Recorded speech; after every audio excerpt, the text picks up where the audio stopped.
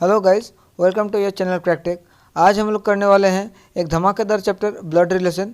हर एक competitive exam में इस चैप्टर से 2 से 3 क्वेश्चन पूछे जाते हैं, तो बहुत ही ज़्यादा इंपॉर्टेंट चैप्टर है ये। तो चलिए शुरू करते हैं, वीडियो एंड तक देखिए। सो गाइस, आज हम लोग करने वाले हैं ब्लड रिलेशन यानी खून का रिश्ता।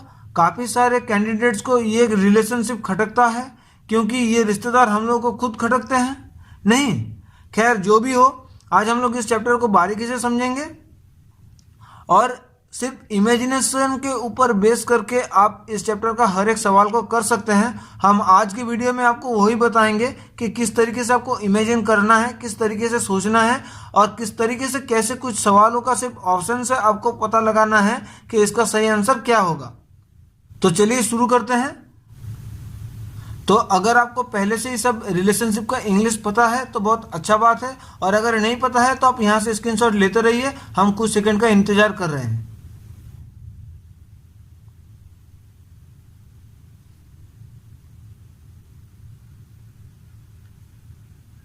सो आई होप आप लोगों ने स्क्रीनशॉट ले लिए होंगे अगर आपको नहीं पता है, और अगर नहीं लिए हैं तो आप पॉज करके ले लीजिए। तो पहले देखिए, ब्लड रिलेशन फाइंड करने का सबसे पहला स्टेप क्या होगा। पहला तरीका क्या है, फाइंड द जेनरेशन। आपको जेनरेशन फाइंड करना है। जेनरेशन किस तरीके से फाइंड करेंगे, जैसे कि मान लीजिए कोई आदमी है ए, उसका जेनरेशन का कौन कौन आ जाएगा, उसका ब्रदर्स आ जाएगा, उसका सिस्टर्स आ जाएगा, उसकी वाइफ आ जाएगी, उसका कजिन्स आ जाएगा। अब देखिए, कजिन्स यानी क्या होता है, जितना भी चचेरा भाई चचेरी बहन, ममेरा भाई ममेरी बहन, फुपेरा भाई फुपेरी बहन, मौसेरा भाई मौसेरी बहन, जितना भी है सब कजिन्स में आ जाएंगे। ये हो गया एक जेनरेशन।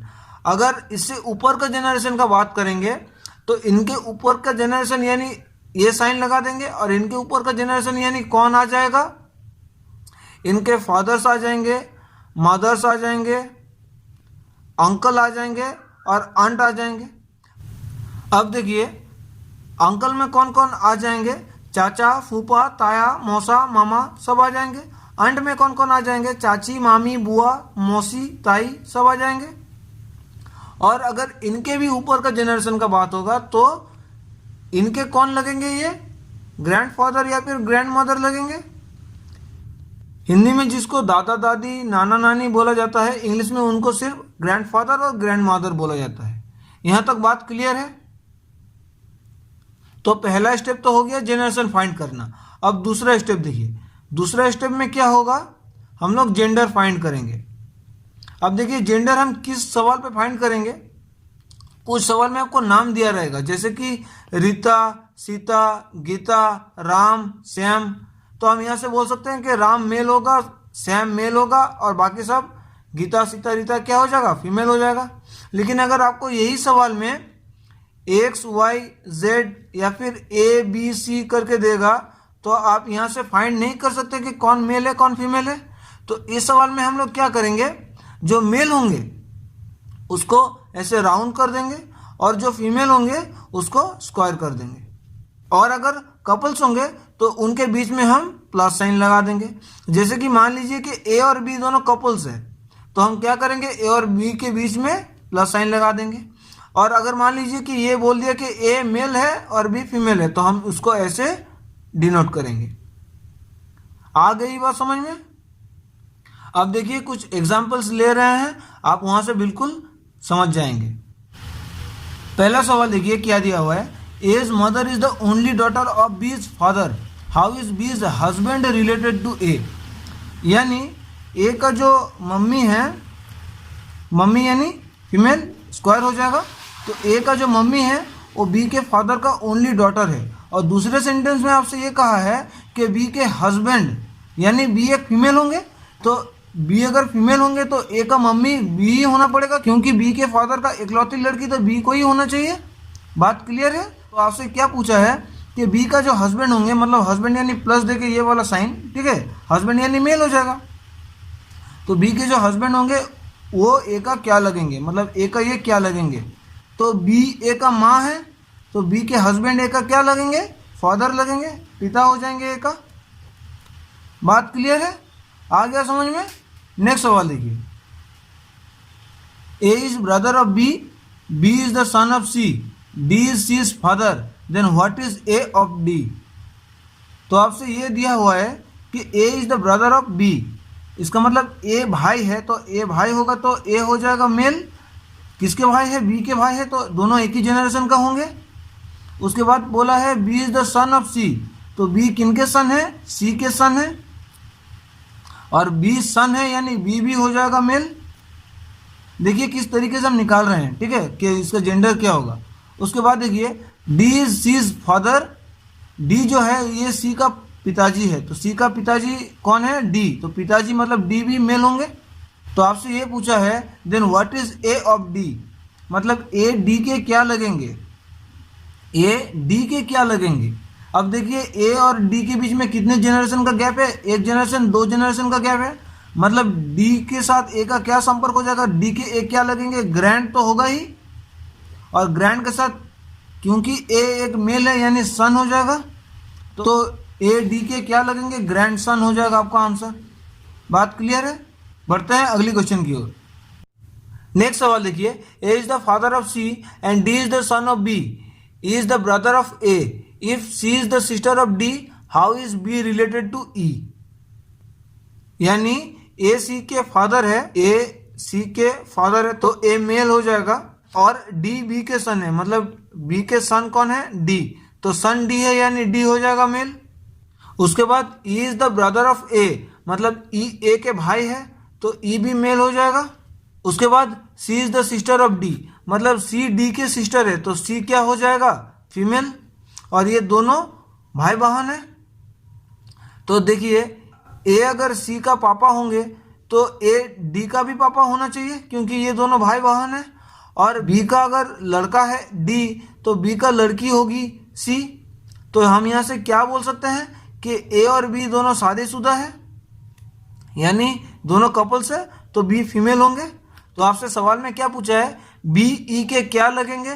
तो देखिए A का पत्नी है B और A का भाई है E, यानी E का B क्या हो जाएंगे? भाभी हो जाएंगे। तो भाभी यानी क्या होता है? सिस्टर इन लॉ हो जाएगा आपका आंसर। क्लियर है? बढ़ते अगली क्वेश्चन की ओर। नेक्स्ट देखिए, a woman introduced a man as the son of the brother of her mother, how is the man related to that woman? मतलब कि कोई वुमेन है जो एक मैन को दिखाकर कैसे इंट्रोड्यूस किए हैं कि as the son of the brother of her mother, मतलब इनके मम्मी जो है फीमेल, इनके जो भाई है इनका बेटा। तो देखिए इनके मम्मी जो फीमेल है उनके मम्मी का भाई इनके क्या लगेंगे? मामा लगेंगे, और मामा का बेटा क्या होता है? कजिन्स होता है। आपको हम पहले ही बताए थे, तो आपका आंसर क्या हो जाएगा? कजिन। मामा का बेटा यानी ममेरा भाई, तो कजिन हो जाएगा आंसर। इंग्लिश में उसको कजिन बोलते हैं। तो बात आ गई समझ में? बढ़ते अगली क्वेश्चन की ओर। नेक्स्ट सवाल देखिए, a man said to a lady, your mother's husband sister is my aunt, how is that lady related to that man? इसको आप ओरली कर सकते हैं। क्या बोला वो आदमी कि योर मदर्स हस्बैंड, मतलब उस लड़की के मम्मी के हस्बैंड यानी उस लड़की के पापा, और उनके सिस्टर इज माई आंट, तो पापा का सिस्टर मतलब लड़की के पापा का सिस्टर लड़की के क्या लगेंगे? आंट लगेंगे। तो उस लड़के का भी क्या लगेंगे? आंटी लगेंगे। तो फिर उन दोनों के बीच में संपर्क क्या है? वो दोनों भाई बहन है। तो आपसे क्वेश्चन में पूछा है कि वो लेडी मैन का क्या लगेंगे? तो सिस्टर लगेंगे। कैसे? हम आपको ये भी दिखा दे रहे हैं। देखिए वो आदमी बोला कि ये जो लड़की है इनके मम्मी का हस्बैंड, तो इनके मम्मी का हस्बैंड यानी कौन हो जाएगा? इनके पापा हो जाएंगे, और इनका पापा का बहन यानी कौन हो जाएगा? इनके बुआ हो जाएंगे, इस लड़की के बुआ हो जाएंगे। इंग्लिश में इनको क्या बोलते हैं? आंट बोलते हैं। तो ये इस लड़की का भी आंट है और इस लड़के का भी आंट है। तो ये कब पॉसिबल होगा? जब ये दोनों भाई बहन होगा, जब ये दोनों भाई बहन होगा। तो आपसे पूछा है कि ये लड़की इस लड़के का क्या लगेंगे? सिस्टर लगेंगे। सिस्टर हो जाएगा आपका आंसर। क्लियर है बात? नेक्स्ट सवाल देखिए, बहुत ही आसान सवाल है। If X is the brother of the son of Y's son, how is X related to Y? तो एक्स कौन है? वाई का सन का भाई। क्लियर है? वाई का सन मेल होगा, उसका सन भी मेल होगा, उसका भाई मतलब एक्स भी क्या है, मेल है। तो आपसे सवाल में पूछा है एक्स वाई का क्या लगेंगे, तो वाई का क्या लगेंगे एक्स, एक जनरेशन 2 जनरेशन पीछे आ रहा है, मतलब क्या हो जाएगा ग्रैंड, और क्योंकि एक्स एक मेल है तो क्या हो जाएगा सन। तो ये हो जाएगा आपका आंसर। बात क्लियर है? बढ़ते अगली क्वेश्चन की ओर। नेक्स्ट देखिए, A is B is wife and C is A's sister, D is the father of C while E is D's son, what is the relation of E to B?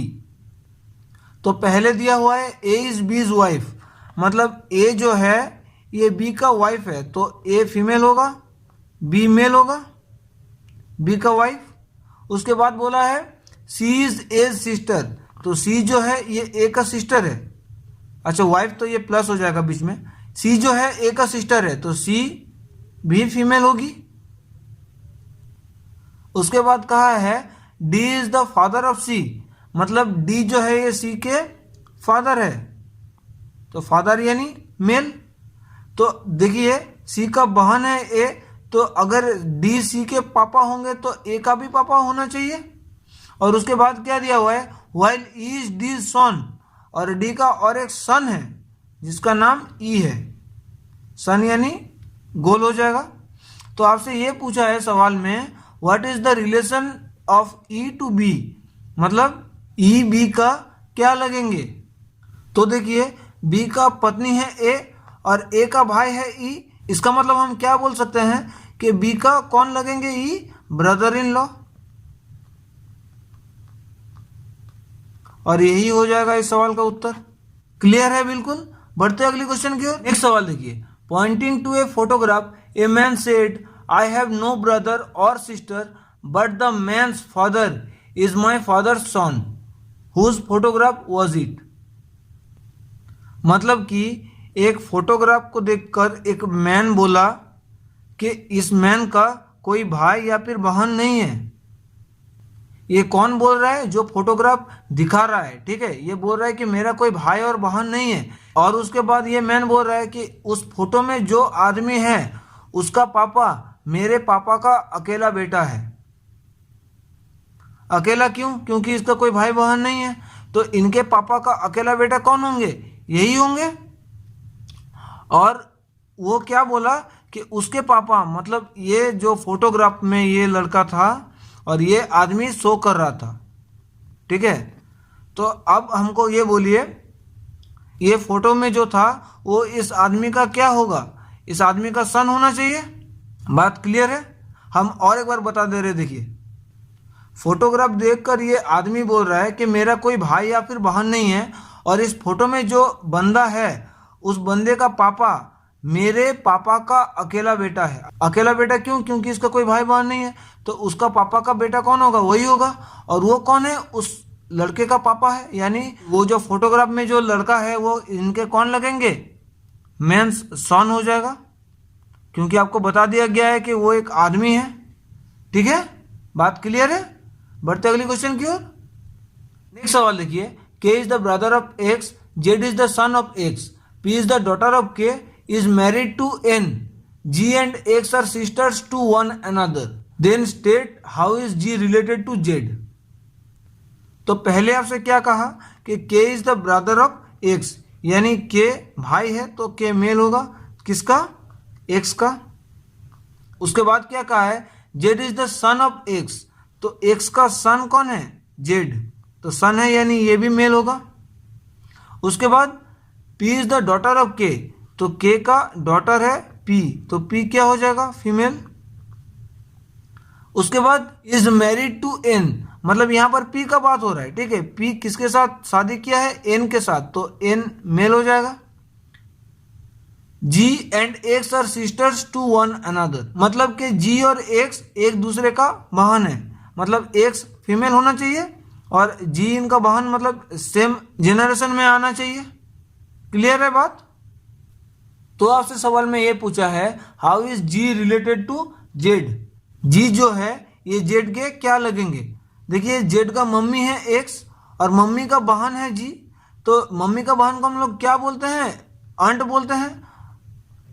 Option में आपको aunty हो जाएगा, क्योंकि आपको maternal aunt तो दिया नहीं हुआ है, तो आपका आंट हो जाएगा answer.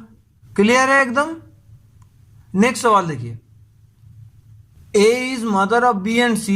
If D is husband of C, then what is A for D? मतलब A है, माताजी है ये, किनका किनका, B और C का। और क्या कहा है, if D is the husband of C, मतलब C का हस्बैंड है D, तो C एक फीमेल होगा और उनका हस्बैंड है D। तो आपसे ये पूछ रहा है what is A for D, मतलब A D का क्या लगेंगे, तो D का क्या लगेंगे, D का पत्नी का मदर है, यानी D का खुद का क्या लगेंगे, मदर इन लॉ।